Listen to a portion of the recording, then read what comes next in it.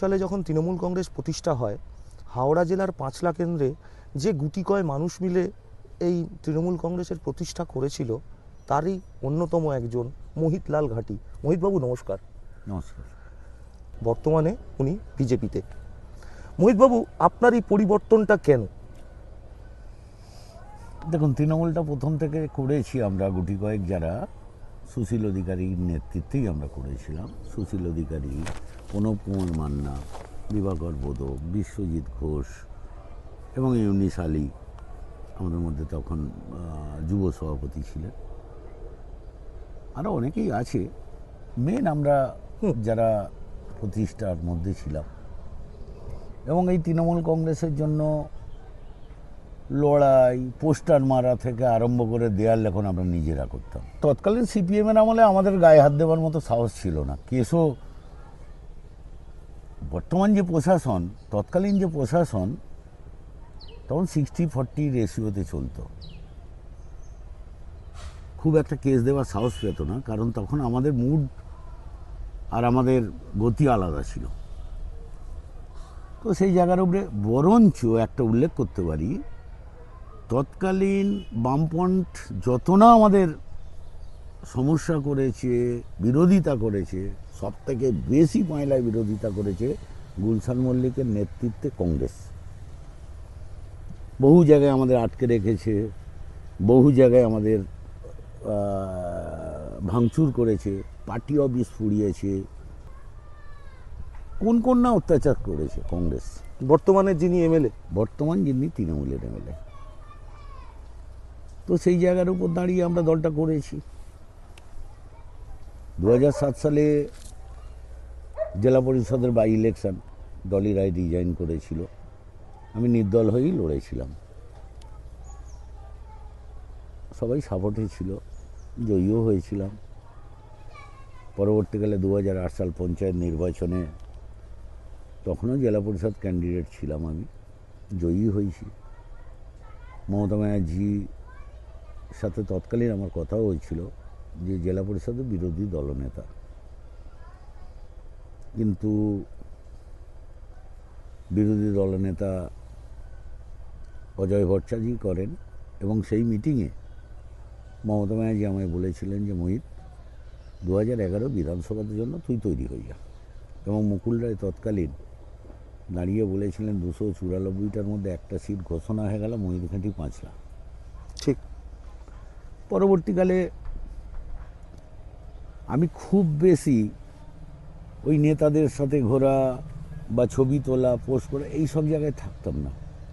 আমি লোয়ার লেভেলে প্রচুর কাজ করতাম, মানুষের কাছে ছিলাম। কোনো মানুষ রাত 12টায় কেউ যদি আমায় ফোন করে, তার বাড়িতে পৌঁছে যেতাম। থানা, পুলিশ, হসপিটাল, প্রত্যেকটা জায়গায়। পিজিতে ভর্তি করানোর জন্য সেখানেও আমার লোকজন থাকতো। বিভিন্নভাবে আমি সামাজিক কাজকর্মের মধ্য দিয়ে তৃণমূল কংগ্রেসকে সঠিক জায়গায় নিয়ে আসা এবং 2010 সাল তৃণমূল কংগ্রেসের সভাপতিও আমায় করে দল, মুকুল রায়ের ঘোষণায়। তো 2011 সাল যখন এলো, যখন আসল জায়গাটা এলো টিকিট পাওয়া, তো আমি মমতা দিদির সাথেও দেখা করেছিলাম। ওনার বাড়িতে যেতেন? হ্যাঁ, দিদির বাড়িতে শুধু যেতাম না, দিদির বাড়িতে চপ মুড়ি খাওয়া থেকে, চা খাওয়া থেকে, তখন কাঁচের গ্লাস চা খাওয়া থেকে, কখনো অরূপ রায়ের সাথে যেতাম, নিজেই যেতাম। মহিতঘাটি বললে কারো অনুমোদনের দরকার ছিল না। বহু সময় গেছে যখন দিদি মেদিনীপুর থেকে মিটিং করে আসতেন, আমায় ফোন করতেন, মুড়ি চপ কিনে রাখবি, রানীহাটি তুলে দিবি, এরকম পরিস্থিতি গেছে। তো দিদিকে বললাম, দিদি আপনি তো আমায় বলেছিলেন মাইলার তৈরি হতে, ঠিক আছে মোহিত, আমি দেখছি।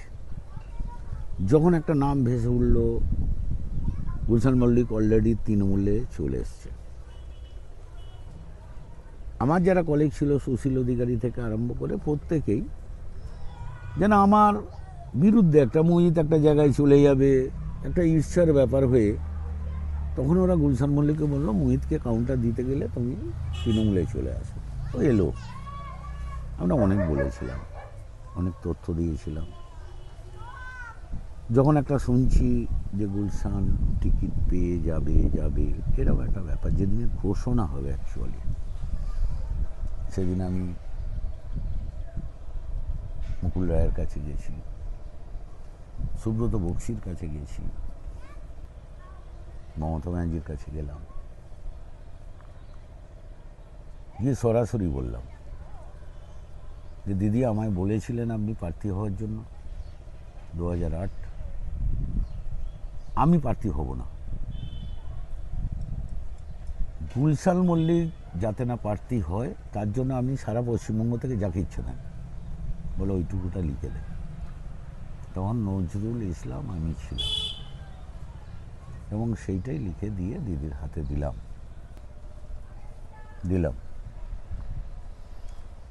দিয়ে মুকুল রায়ের কাছে গেলাম পার্টি অফিসে। মুকুল রায় বলে দেখ দিদি বলছে যখন দেখবে, কিছু ঝান্ডা ভান্ডা দিল, যা তোরা দলটা ভালো করে কর। পরবর্তীকালে অনেক শুনেছি, ডক্টর কাসেম মোল্লা জগৎবল্লভপুরে যিনি দাঁড়িয়েছিলেন, উনি অনেক কথাই বললেন যে কী তার পরবর্তীকালে ঘটনা ঘটেছে। যেহেতু সেগুলো আমি ছিলাম না, উনি আমায় বলেছেন, সেগুলো আর আমি বললাম না। তোয়া সিদ্দিকি ফোন ধরেনি, দিদি গেছি, এবং মমতা ব্যানার্জিকে একথা বলা হয়েছে যে 5 লাখ যদি টিকিট গুলশান মল্লিককে না দেওয়া হয় আমরা প্রচারেই নামবো না, এইরকম, যেটা কাসেম মোল্লা, ডক্টর কাসেম মোল্লা আমায় বলেছেন। এবং পরবর্তীকালে আমরা দেখলাম সেই দিনই বা তার পরের দিনই গুলশান মল্লিক নাম ঘোষণা হলো। এবং সেই জায়গার উপর দাঁড়িয়ে আমার যারা কর্মী সমর্থক, যে যার বিরুদ্ধে আমরা তৃণমূল করলাম, কংগ্রেস ছেড়ে আমরা অত্যাচারিত তার দ্বারা, আজকে সেই প্রার্থী মুদ্রা লড়তে হবে, মর্যাদার লড়াই লড়তে হবে, হারি জিতি বড় কথা নয়, লড়তে হবে। মানে এক কথায় বাম জামানায় আপনারা বামেদের থেকে বেশি কষ্ট পেয়েছেন কংগ্রেসের কাছ থেকে। আর এই তখন এই কংগ্রেসের নেতৃত্ব আমাদের ভয় করত। পরবর্তীকালে তৃণমূল ছাড়া নির্দলে দাঁড়ানো, সবাই মিলে সিদ্ধান্ত হলো যে নির্দল লড়বো, যা হয় হোক,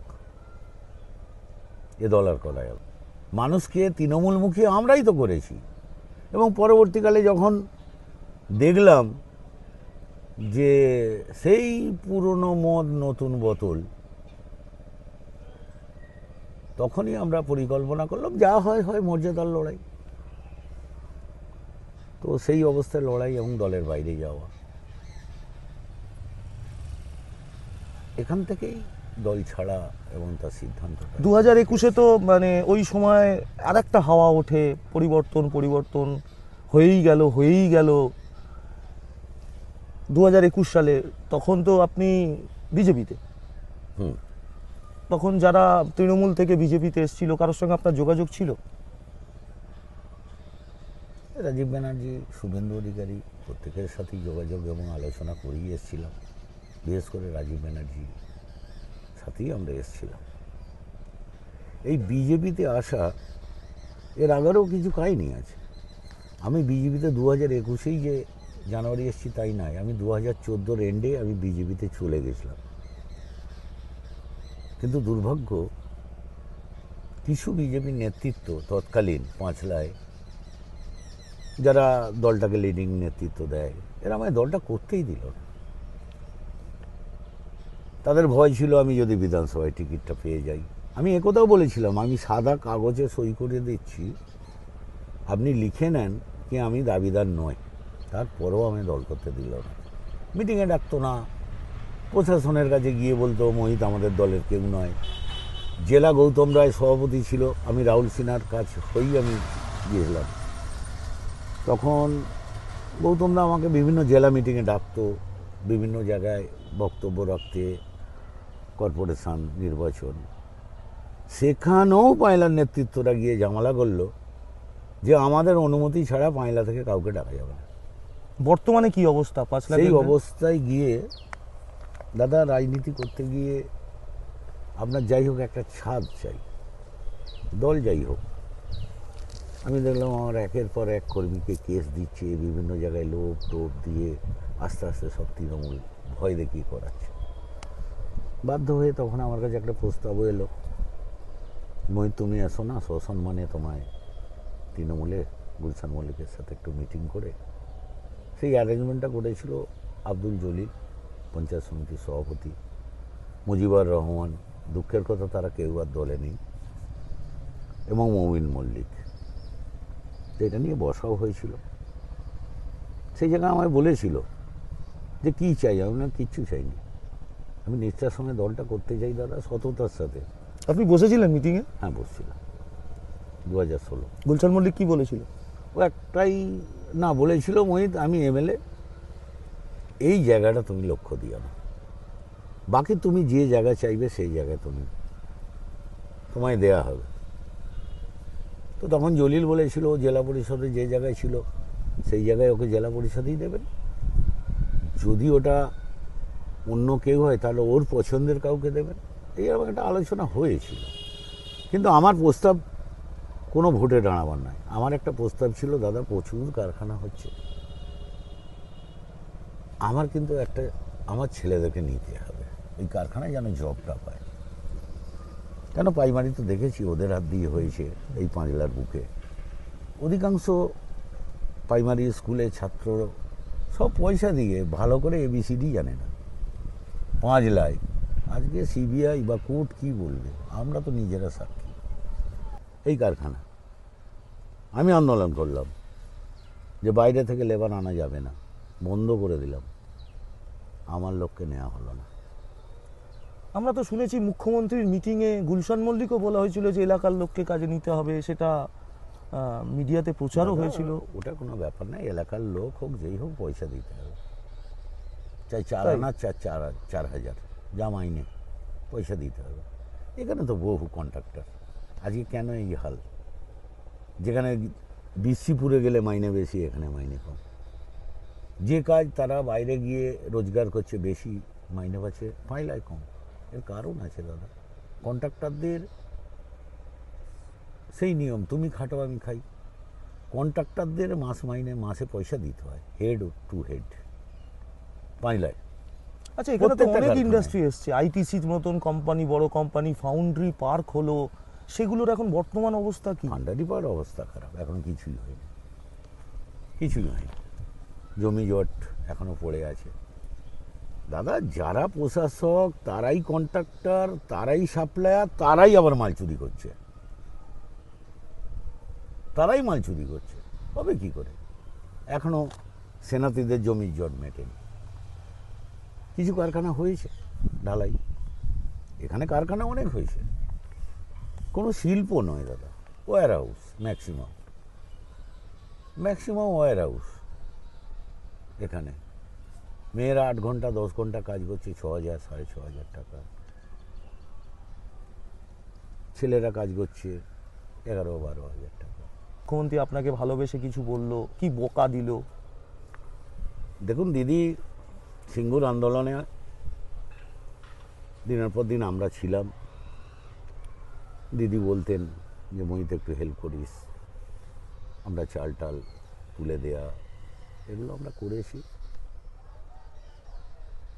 বাকি সংগঠনের একটা ছেলে হিসাবে আমাকে দিদি প্রচণ্ড ভালোবাসতেন, এবং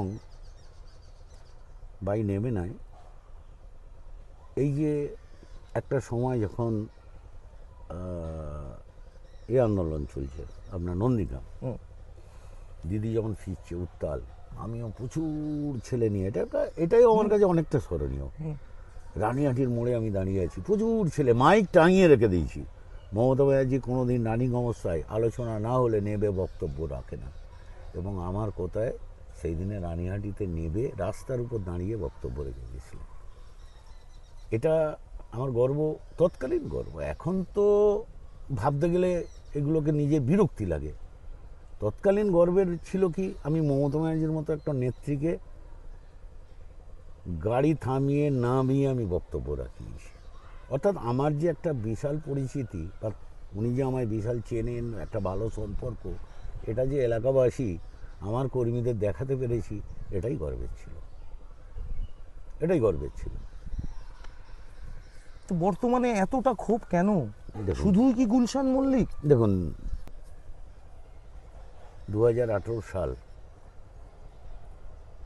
যখন জেলা পরিষদ ওবিসি হয় মহিলা, যেটা কথা হয়েছিল, বনরসপুরের একটা সিট ওপেন হয়, তো অরূপদা আমাকে বলেছিলেন তুই যে কোনোভাবে তৃণমূলে একবার ঢুকে আয়, তারপরেরটা আমায় বলিস। আমি দুবারের জেলা পরিষদ ছিলাম, সেখানে আমি দাদাকে বলেছিলাম ওই সিটটা আমায় দেওয়া হোক না। উনি সৃষ্টি অধিকারীকে দাঁড় করাবার জন্য অরূপ রায় আমায় বলেছিলেন তুই একবার চলে গেলি, এই বিরোধী করলি, মানে একটা নেগেটিভ কথা।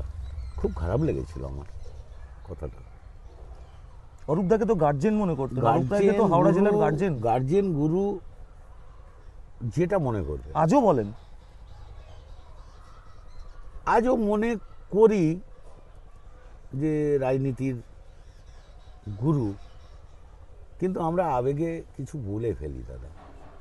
গুরু, গার্জেন, আজকে আমার ছেলে আমায় বাবা বলে, আমি কিন্তু বাবার কর্তব্য পালন করি বলেই। ঠিক। কিন্তু গার্জেন বলি, গুরু বলি, যার নেতৃত্বে রাজনীতি করেছি, উনি শুধুমাত্র ওনার টিকিটের বন্দোবস্তটা করার পর আমাদের জন্য দেখেননি। আজকে যে কোনো ক্ষোভের উপর দাঁড়িয়ে আমি দল বিরোধী করি, চাই দলের বিরুদ্ধে যাই। পরবর্তীকালে যখন দলে এলাম, তাহলে মহিত ঘাঁটিকে যদি সম্মান দেওয়া হতো দাদা, একটা সময় গেছে, সারা জেলা সম্মেলন তার প্যান্ডেল খরচা আমি দিয়েছি, ডুমুরজলা দলের জন্য অনেক করেছি দাদা। তাহলে আমাকে কিন্তু পাঁচলায় একটা ওপেন সিট, সেই জায়গায় যে গুলশান, মোহিত তোমাকে 2016 সালে, এবং পুলক রায় আমায় বলেছে যে মোহিত গুলশানের অবস্থা ভালো ছিল না, তুই না এলে ভালো হতো না, তুই একটা ভালো কাজ করেছিস, ওকে সাপোর্টটা দিয়ে 2016 সাল। তাহলে তার পুরস্কার হিসাবে জেলা পরিষদের ওই সিটটা আমায় দেওয়া দরকার ছিল। কিন্তু পরবর্তীকালে আমায় যখন বলা হলো, গুলশান মল্লিক, অরূপ রায় বললো এক কাজ কর, তোর বৌমা তো ওবিসি, বি ক্যাটাগরি নাকি যে ক্যাটাগরি হয়েছে, তুই বৌমাকে না করতে, তুই চালা। অরূপ রায় থেকে, গুলশান মল্লিক থেকে 2018 সাল পঞ্চায়েত নির্বাচনে আমার বৌমাকে জেলা পরিষদে নমিনেশন করালো। পরবর্তীকালে আম্বিয়া খাতুন, আনোয়ার আলীর মেয়ে আম্বিয়া খাতুন, কর্মাধ্যক্ষ জেলা পরিষদ ছিল, ও দাঁড়াবে, ও সিট নেই, ও প্রথমে দাঁড়িয়েছিল জেবিপুর থেকে, ওটা এসি হয়ে গেছে। পরবর্তীকালে ওকে এখানে ওনার বৌমা দাঁড়াবেন, সুতরাং ওর জায়গা নেই। পরবর্তীকালে কথা হলো আম্বিয়া খাতুন, আমার বৌমা যেটা নমিনেশন করেছে ওখানে দাঁড়াবে, সেখানে গুলশান মল্লিক একবারও বলেনি আমাকে। পরবর্তীকালে যখন আমি ফিরাদ হাকিমের ববিদার কাছে গেছি, তো ববিদা বললো তুই তুমি মোহিত তুমি আমার কাছে আগে এলে না, আমিই তো ছিলাম ওই মিটিংয়ে। ও তো বললো ওই সিটে কেউ দাঁড়ায়নি, পড়ে আছে, তোমার বৌমা যদি নমিনেশন করে থাকে আমি কোনোদিন কাটতে পারতাম? আমি তুমি একসাথে রাজনীতি করেছি, আমি ববিদার ক্লাবে তখন যে কোনো অনুষ্ঠানে যেতাম। আমি 2010 সালে একটা রক্তদান শিবির করেছিলাম, 831 জন রক্তদাতা ছিল। তো যাই হোক, ববিদা বলল, এবং সেখানে আম্বিয়াকে ঢুকিয়ে দিয়ে আমার বৌমাকে সরিয়ে দেওয়া হলো। ওখান থেকেই কিন্তু আমার বিশ্বাসের জায়গাটা শেষ হয়ে গেল যে প্রয়োজন ছাড়া এরা কাউকে সম্মান দেয় না। আস্তে আস্তে আস্তে আস্তে অরূপদা ছেড়ে দিলাম, রাজীব ব্যানার্জির কাছে গেলাম, এবং রাজীব ব্যানার্জিকে বারে বারে বলতাম দাদা, বিশেষ করে করোনা ওই টাইমটা, যে দাদা এই দলে আমার ভালো লাগে না, আমি কিন্তু বিজেপি চলে যাব। বলছি মহিন্দা এখনো সিদ্ধান্ত নেওয়ার সময় আসে না। আমি বলি দাদা একটা মুহূর্ত ভালো লাগে না, চোর চিটিংবাজি দল করলে দাদা সব চোর বলবে, এবার শুরু করে দিয়েছে লোকে, এ দল আর করা যায় না দাদা। যদি জানতাম যে হ্যাঁ গুলশান মল্লিক জমি লুটছে আমার এখানে, 2 নম্বরই করে জমি রেকর্ড করে নিচ্ছে, এ তো সর্বত্র সারা বাংলা জুড়ে চাকরি চুরি চুরি দাদা, এ তো থাকা যাবে না দলটা। তখন রাজীব ব্যানার্জি বলল আমিও একটা সিদ্ধান্ত নিচ্ছি, চলুন সময় আসবে, বলে আলোচনা করতে করতে করতে শেষ মুহূর্তে রাজীবদা বললো মহিন্দা চলুন, সবাই চলে যায়। এই একটা আলোচনা করি দলটা ছাড়া দাদা। আর সত্যি বলবো, হয়তো রাজনৈতিক জীবনে কিছু পেয়েছি পাইনি, আমি কিছু হইনি, পরিচিতি পেয়েছি। আমি তৃণমূল প্রশাসনের এতটুকু পর্যন্ত কোনো সুযোগ নিইনি, কিচ্ছু নিইনি। কিন্তু আমার একদিন দুঃখ হতো, আমি পরে বলতাম, বা এখনো পর্যন্ত সারা পাঁয়লা ঘুরলে আপনি দেখবেন কি মাইনরিটি, কি রিয়াল কাস্ট মানুষ, এখনো দেখবেন যে মহিদা তুমি তৈরি করে গেলে এরা তুলে খাচ্ছে, ঠিক। তুমি তৈরি করেছিলে আজকে এরা তুলে খাচ্ছে। দাদা আমার দুঃখ আজকে আর নেই, কেন 2011 সালের টিকিট পেলে আমিও ময়ূরঘাটি বিধানসভার বিধায়ক হতাম তৃণমূল কংগ্রেসের, এবং আমারও লেভেল হতো চোর। এই দল যে করে বর্তমানে, কোনো হিন্দু, আপনাকে এটা বলে দিতে পারি, কোনো হিন্দু নিজের স্বার্থ, হয় ভাইকে ফাঁকি দিয়ে জমি নেবার জন্য, নাহলে কোনো 2 নম্বরই করেছে, নিজের স্বার্থ ছাড়া কোনো হিন্দু তৃণমূল করে না। আজকে আমি গর্ববোধ করি আমি বিজেপি করি। 2021 সাল আমাকে কারো হাতেও ধরতে হয়নি, 5টা টাকাও দিতে হয়নি, আমি টিকিট পেয়েছি। এবং আমি ধন্য এই জায়গায় যে আমরা যাকে বলি মানবরূপী ভগবান মোদিজি, তার সান্নিধ্য শুধু না, তার ছোঁয়াও আমি পেয়েছি একই স্টেজে। আগামী দিন রাজনীতিতে কি পাবো পাবো না আলাদা কথা, দলটা কিন্তু আমি মনের মতো করেই করছি। সেদিন যে বিরোধিতা ছিল 2021 সাল, আপনি যেটা বলছিলেন, বা যে 14ই আমায় দল করতে দেয়নি, আমাকে বাধ্য হয়ে এই দল থেকে চলে যেতে হয়েছে, 2021 সাল টিকিট পাওয়ার পর সেই দল বা তারাই ভোট করেনি। প্রচণ্ড বাধা বিপত্তি, কয়েকটা দিন প্রচার করার সুযোগ পেয়েছে, এবং যারা কমিটির মধ্যে ছিল তারা ভোটটাই করেনি, যারা করেছে তাদের সাথে বাজে ব্যবহারও করা হয়েছে। 2021 যখন হেরে গেলেন, ওই হারার ফল বেরোনোর পর কেমন কেমন গেছিল ওই সময়টা আপনার? দাদা 2021-এ 7 রাউন্ড গণনার পর যখন এবিপি আনন্দ 213 সিটে তৃণমূল এগিয়ে আছে দেখালো, হঠাৎ মহল চেঞ্জ হয়ে গেল গণনা কেন্দ্রে, বাইরে এবং ভেতরে ধাক্কাধাক্কি। আমার যারা গণনার এজেন্ট ছিল তাদেরকে চমকানো, এবং মুহূর্তের মধ্যে দাদা আমি দেখলাম আমার 13টা টেবিল খালি, নেই আর কেউ। এবং একটা এমন সময় এলো, মানুষ গেট ভেঙে ঢুকে যাচ্ছে, ভেতরে যারা 5টা 6টা করে একটা টেবিলে তৃণমূল কংগ্রেসের লোক, আমাকে পর্যন্ত ধাক্কা মেরে ফেলেছে। আমি নাম জানি, কোনোদিন যদি জীবনে ক্ষমতা পরিবর্তন হয়, সেদিনে কিন্তু তার উত্তরটা তার থেকে নেব যে আমায় ধাক্কা মেরে ফেলেছিল। অতি ক্ষুদ্র প্রাণী, এরা তো ভীতু লোক। তো ওই দিনে ভেতরে এমন একটা গণনায় চলে এলো দাদা, আমরা সিআরপিএফের পিছনে লুকিয়ে আছি। গণনা ছেড়ে দিন, কাগজ ছেড়ে দিন, ফোন নেই, গাড়ি ফুল ভেঙে দিল আমার, বেরোতে পারছি না, গেট ভেঙে লোক ঢুকে যাচ্ছে। আমরা সিআরপিএফ 2তলা 3 তলায় উঠে পিছনে লুকোচ্ছি, যেখানেই 4 জন সিআরপিএফ তার পিছনে গিয়ে লুকাচ্ছি। আর একটা সিআরপিএফের বাস এলো, বাস আসার পর ওরা নেবে, মুভটাকে কন্ট্রোল করে, লাঠিচার্জ করে। রাত পর্যন্ত বসে আছি, বৃষ্টি হচ্ছে, গাড়ি ভাঙা, আসতে পারছি না। 10 বার ওসিকে বলছি, বড়বাবু আমাদেরকে নিয়ে চলুন। কি করুণ অবস্থায়, যেন মনে হয়েছে দাদা এটা আমার দেশ নয়। মুহূর্তের জন্য ভাবনা শুরু হয়ে গেছে যে আজ যেতে পারবো তো। সেই অবস্থায় র্যাব দিয়ে আরে কোনো রকমের বৃষ্টিটাও এসে গেল, কোনো রকমে রাত্রেবেলা আমাদের পৌঁছে দিয়ে গেল। পরবর্তীকালে আমার নিউমোনিয়া টাইপ হয়ে যায়।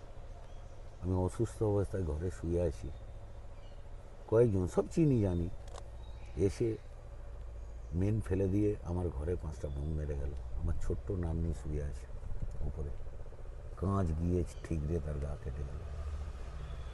এই অত্যাচার সহ্য হয়েছিল। আমার বার রেস্টুরেন্ট যেটা আমার চলতো, আমার লিজ ছিল, আমার তৈরি করা, প্রচুর টাকা খরচা করে জোর জবরদস্তি ভাঙ চুর করে পরবর্তীকালে যার থেকে লিজ নেওয়া ছিল জবরদস্তি সে গুলশান মল্লিকের সাথে মিশে দখল করে নিয়ে সেটা চালাচ্ছে।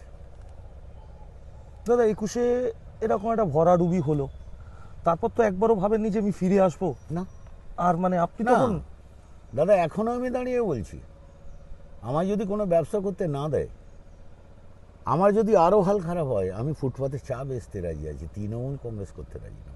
আমি সেদিনও সিদ্ধান্ত যা, আজও তা। আমি এমনি বিধায়ক দাঁড়াবো বলে আমি কিন্তু বিজেপিতে আসিনি। রাজীব ব্যানার্জি সুযোগ করে দিয়েছে, তাই আমি না পেলেও আমি কিন্তু বিজেপি করতাম। কেন তৃণমূল কংগ্রেসটা করা যাবে না দাদা। আজকে যারা তৃণমূল করছে, আগামী দিন তার পরিবার পরিজনদের জবাব দিতে হবে। এই দলটা তুমি তৈরি করেছিলে বাবা, আজকে আমাদের এদের জন্য দেশ ছাড়তে হচ্ছে, এদের জন্য ধর্মত্যাগ করতে হচ্ছে। এই অবস্থা আগামী দিন আসবে দাদা, যেটা আমি বুঝে গেছি। কোন ক্ষেত্র বলুন না দাদা, একটা ক্ষেত্র বলুন সততার সাথে এই দলটা চালাচ্ছে। দাদা আমি প্যারামিলিটারিতে ছিলাম, ভারত মাসার কসম খেয়ে আমরা দেশ সেবায় ছিলাম। আমরা আজ যাই করতে পারি, চুরি করতে পারি না। আমরা আজ যাই করতে পারি, কারোর সাথে বেইমানি করতে পারি না। আমার কোথাও মনে হয়েছিল যে এই দল আরও সংগঠিত করা মানে হিন্দুদের ক্ষতি করা।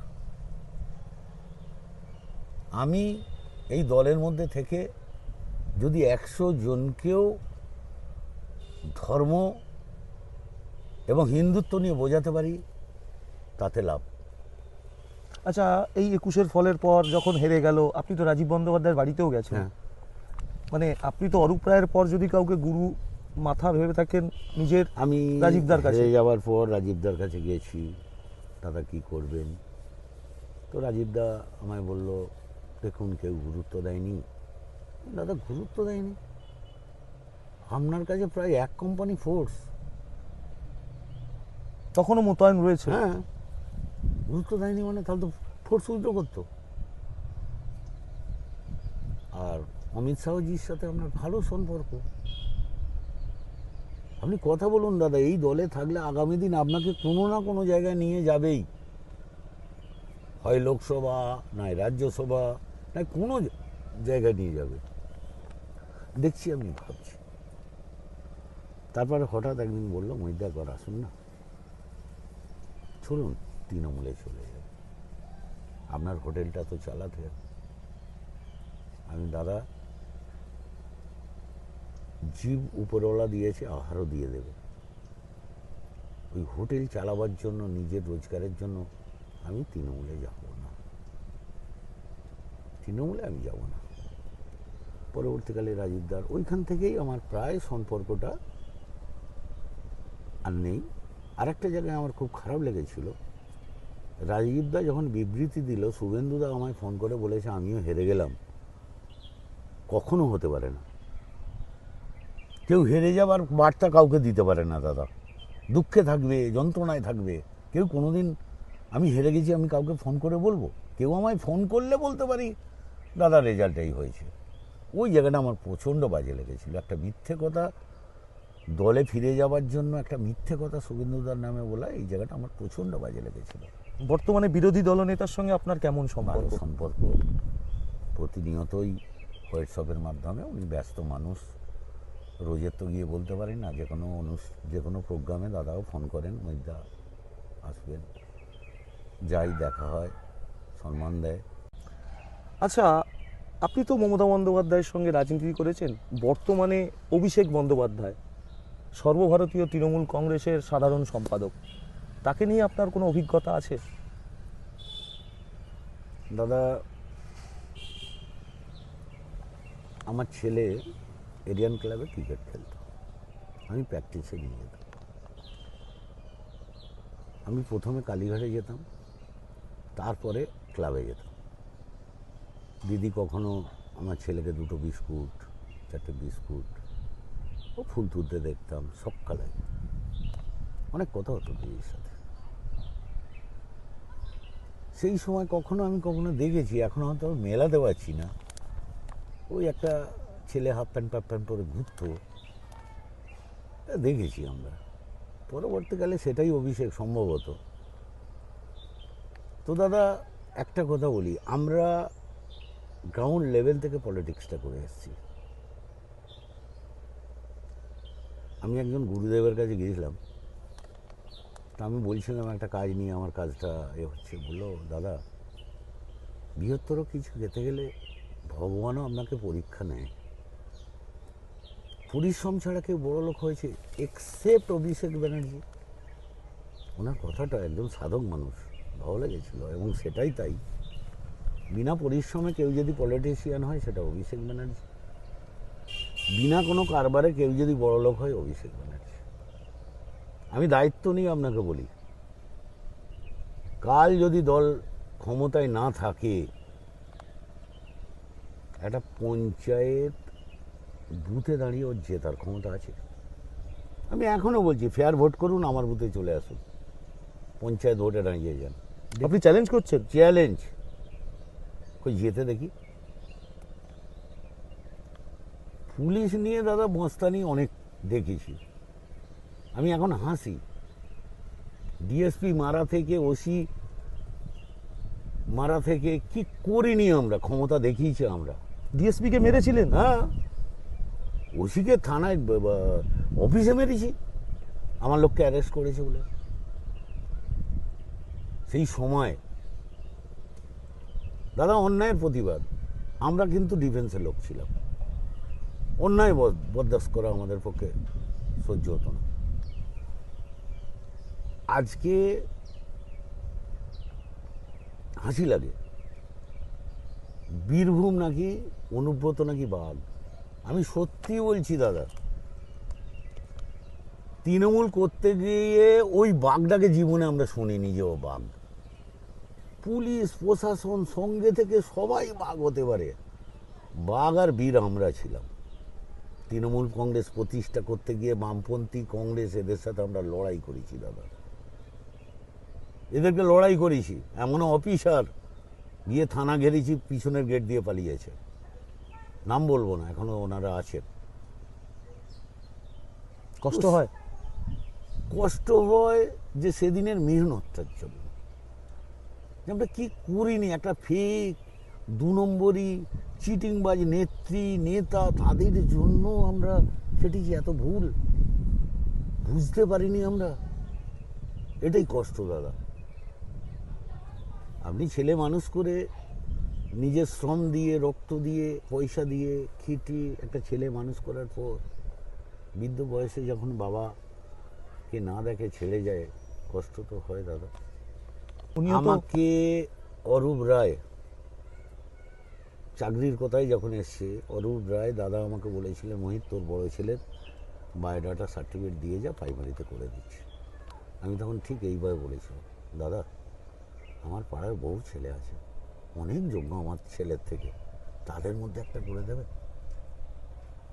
আমার ছেলের যদি আমি করে দিই না, আমার প্রতি যে একটা সম্মান, সেটা নষ্ট হয়ে যাবে দাদা। একটা ছেলের করে দিন না, আমি দিচ্ছি, আমার ছেলে, সেইটাই ছেলে মনে করুন না, করে দিল না। এই যে এমএলএ গুলশান মল্লিক এবং তার কেলোকীর্তি জমি দখল থেকে খাল বুঝিয়ে, দাদা চলুন না দেখবেন, এর ভেতর দিয়ে সব খাল ছিল, সব কোম্পানিকে বুঝিয়ে দিয়েছে। এই মাঠ খালের ডাইরেকশন পাল্টে গেছে সব। কি যে লুট চলছে, কি যে অন্যায় চলছে। একটা চাষি যদি এই মাঠটা যদি কোনো কোম্পানির দরকার হয়, মাটি ফেলে দিচ্ছে রাত্রিতে। আপনি প্রতিবাদ করতে যাচ্ছেন, বিভিন্ন বাহিনী চলে আসছে 50-100 জন। কার কাছে আপনি প্রতিবাদ করবেন? থানায় গেলে ওসি বলছে আমাদের কাছে অর্ডার আছে শিল্প তৈরি করার, দেখুন না আমি ডাইরেক্ট কথা বলবো যদি একটু বেশি দাম পান। কোথায় যাবেন দাদা আপনি? আমি ববি হাকিমের কাছে গিয়েছিলাম, মুজিবুর রহমান, আমি অভিযোগ করতে, তখন বিজেপি করিনি। এবং ওনার এখানে অনেক ডকুমেন্টস আমার কাছে আছে, ওনার অনেক তথ্য আমার কাছে আছে, কার নামে জমি, সব তথ্য আছে। ববিদাকে যখন গিয়ে বললাম আমাদের সামনে, ববিদা গুলশান মল্লিককে ফোন করে খিস্তি। ঠিক আছে, তখন আমরা বুঝতে পারিনি কত বিঘে মতো জমি 2 নম্বরই করেছে, কত কোটি টাকা পর্যন্ত মানুষের ঘাবলা করেছে, আমরা সব তথ্য দিয়ে এসছি। আর সে ওকে ডেকে বলছে দেখ তুই এত ঘাবলা করেছিস, একটা পার্সেন্টেজ দিয়ে যা। মাল নিয়ে যখন মমতা ব্যানার্জি, আমি দাঁড়িয়ে আছি, মমতা ব্যানার্জি যখন ববিদাকে বলছে যে মহিতের কি অভিযোগ আছে ওটা দেখ, তুই দায়িত্ব নিয়ে, তুই হাওড়ার দায়িত্বে আছিস, কি বললো জানেন দাদা? যে অত খিস্তি মারলো, বলো মোহিত কি বলছে না বলছে ছাড়ুন, গুলশান জিতে যাবে। এটা কি 16? এটা কি 16? 2016? 2016 নয়, 2021-এর আগে, 20-এর কথা বলছি আমি। 20-এ? মানে আপনি তখনও বিজেপিতে যাননি? না, ওই যে মিটিং হয়েছিল হ্যাঁ, তারপরে একসঙ্গে তখন দেখলাম এখানে বিচার বলে কিছু নেই দাদা। কি জানেন, ধরুন আপনার এলাকায় একজন মদ বিক্রি করছে, আপনি ওসিকে বললেন যে বড়বাবু এখানে একজন চুল্লো বিক্রি করে, ফোর্স এলো, চুল্লোওয়ালাকে তুলে নিল, 20,000 টাকা ফাইন, মাসে 5,000 টাকার ব্যবস্থা, সেই মদ আরও জোরে বেছে। ঠিক আমরাও ববি হাকিমকে বলার পর সেটাই ও করলো, কত টাকা কামিয়েছে জেনে নিল, একটা পার্সেন্টেজ নিয়ে নিল, ব্যাস গল্প শেষ। এই হচ্ছে দল। তো আজকে যে ভাবনা, যে দাদা পরিস্থিতি আজকে যা আছে, সেই জায়গার উপরে বলতে পারি আমার মনে হয় খুব কঠিনভাবে কোনো তৃণমূল হিন্দু, বিশেষ করে, এবং মুসলমানরা বহু আমায় ফোন করে, দাদা অতিষ্ঠ, আপনি প্রার্থী হচ্ছেন তো বিজেপির, আপনি যদি জেতেন তাহলে আমরা আশ্রয় পাবো। অত্যন্ত অত্যাচার দাদা সংখ্যালঘু এলাকায়। আজকে তৃণমূল সরকার সংখ্যালঘুদের কথা বলছে, আমি দায়িত্ব নিয়ে বলতে পারি সব থেকে বেশি মুসলিমদের উপর তৃণমূল অত্যাচার করেছে। সেই এলাকার নেতৃত্ব, যে জমিটা দরকার যদি না দেয়, কালকে গাঁজা কেসের আসামি, একটু কত বুড়ি উদাহরণ দিয়ে দেবো আমি। তো আজকে আমার তো এই মুহূর্তে মনে হচ্ছে যে আজকে ভালো লাগে যে আমরা বিভিন্ন বক্তব্যে বলতাম 20 ফলের চাষ করেছি, আজকে মনে হয় জীবনে কিছু পেলাম কি পেলাম না, আগামী দিন হয়তো আমাদের চা পাওয়ার ব্যাপার আর থাকবে না। এই দলটা মনে হয় শেষ হতে চলেছে, কারণ মুসলিমরাও বুঝে গেছে, আর হিন্দুরা 95%, 5% দালাল, তাদের আর কর্মক্ষমতা নেই, এখান থেকে তোলা তুলে খাওয়া ছাড়া কর্মক্ষমতা নেই। খুব প্র্যাকটিক্যাল দাদা, গ্রামগঞ্জে হিন্দু নেতা নেই, যে কটা একটু তেল ফেল দিয়ে সারাদিনের কিছু রোজগার, এছাড়া হিন্দু কোনো নেতাই নেই। আপনি পাঁচলায় দেখুন না, একটা পরিবার টোটাল, পুরো বিগ বাজার, ওখানে গেলে এমএলএ পাবেন, ওখানে জেলা পরিষদ পাবেন, কর্মাধ্যক্ষ পাবেন, পঞ্চায়েত সমিতির চেয়ারম্যান পাবেন, প্রধান পাবেন, পঞ্চায়েত সমিতি কর্মাধ্যক্ষ পাবেন, এক ছাদের নিচে, এক ছাদের নিতে পুরো বিগ বাজার। সব পেয়ে যাবেন আপনি, যা কিছু সার্টিফিকেট ওখানে গেলে পেয়ে যাবেন। এই তো রাজনীতি। পরিবারতন্ত্র কাকে বলে মনে হয় এই উদাহরণটা দেওয়ার পর আর কোনো উদাহরণ দেওয়ার প্রয়োজন নেই। 26-এ কি হতে চলেছে? দাদা 26-এ এটা দায়িত্ব নিয়ে বলতে পারি, পশ্চিমবঙ্গে সজাগ মানুষ, সচেতন মানুষ ঐক্যবদ্ধ হয়েছে। 2021 সালে যে পরাজয় যে বলছিলেন না দাদা, আমার যেটা খুব মনে হয়েছে পরবর্তীকালে, 2021 সালে বিজেপির পক্ষে একটা হাওয়া ছিল, কিন্তু উপরে ছেলে হই হই করছে বিজেপির জন্য, পোস্টার মারছে, প্রচার করছে, মিছিল করছে, বাপ মা কি করছে জানে না, বাপ মা কি করছে জানে না। অর্থাৎ বাবাও ভোট দেয়নি, মাও হয়তো ভোট দেয়নি, ছেলে বিজেপি, আমরা ধরে নিয়েছি ওই বাড়ি বিজেপি। কিন্তু 2026 সালে যে লক্ষণীয় যে ব্যাপারটা আছে, একদম সাধারণ মানুষ সকালবেলা ঘুম থেকে উঠে কোথাও গিয়ে একটু বসলে বলে, শুনেছো কাল বিজেপি করে বলে বাইরে দিয়ে শিকল দিয়ে আগুন দিয়ে দিয়েছিল। তার মানে কি, মানুষ প্রত্যেকটা জিনিস লক্ষ্য রাখছে। এবং মুর্শিদাবাদের ধুলিয়ান থেকে আরম্ভ করে যে ঘটনা এবং বাংলাদেশে যে চলছে হিন্দু নির্যাতন যে চলছে দাদা, প্রত্যেকটা হিন্দুর কিন্তু বুক কাঁপছে। এবং এটা বলতে পারি একটা বড় অংশ নয়, 95%-এর উপরে হিন্দু যে একটা জিনিস বুঝতে শিখেছে, 26-এ যদি আমরা এই দলকে আবার ক্ষমতায় আনি তাহলে কিন্তু আমাদের দেশত্যাগী হতে হবে, সেটা সময়ের অপেক্ষা। এবং এটা আমারও কথা, অনেক লোককে আমি বলতে শুনেছি, ভাই ওইসব লক্ষ্মী ভাণ্ডারের গল্প আর করিনিস, আবাসনের ঘর আর করিনিস, ও শুতে পাবিনি, পালাতে হবে রাত্রিরে। মানে এক কথায় ধর্মীয় মেরুকরণের ভোট হতে চলেছে একদম 26-এ। দাদা, কোনো ডিমান্ড নেই। হসপিটাল খারাপ, চিকিৎসা নেই, বিদ্যালয় তো উঠেই গেছে, ছেড়ে দেন, শিক্ষা, যুবক ছেলেদের ভবিষ্যৎ শেষ, শিক্ষিত ছেলেদের হাল খারাপ। আজকে আপনি লক্ষ্য করবেন, আমি সেদিনে একটা জওহর নবোদয় স্কুল যে গঙ্গাধরপুরে তৈরি হচ্ছে, আমরা ভিজিটে গিয়েছিলাম সেন্ট্রাল মিনিস্ট্রির নির্দেশে। তা আমি কিছুটা জেলা থেকে আসতে গিয়ে দেরি হচ্ছিল, আমি ওই কলেজে ঢোকার রাস্তাটার উপরে দাঁড়িয়েছিলাম, হিন্দু চাই মুসলমান দাদা, আমি আধ ঘন্টা দাঁড়িয়ে আছি, আধ ঘন্টায় যতজন ছাত্রছাত্রী গেছে সব মহিলা, একটাও ছেলে নেই কলেজে। কেন জানেন? ছেলেরা জানে এখন থেকে দুলগোর না এই কারখানা না ওই কারখানা করে আমার জীবন চালাতে হবে, লেখাপড়া শিখলে আমার জীবন চালানো যাবে না। কারখানা মানে তো মানে ইন্ডাস্ট্রি চাকরি আছে, নেই। কারখানা মানে তো ইন্ডাস্ট্রি। দাদা ধুলোগড়ে চলে যান, আমার সাথে চলুন, কত ওইরকম পাস করা ছেলে আনাজ বাঁচছে, বাছাই করছে,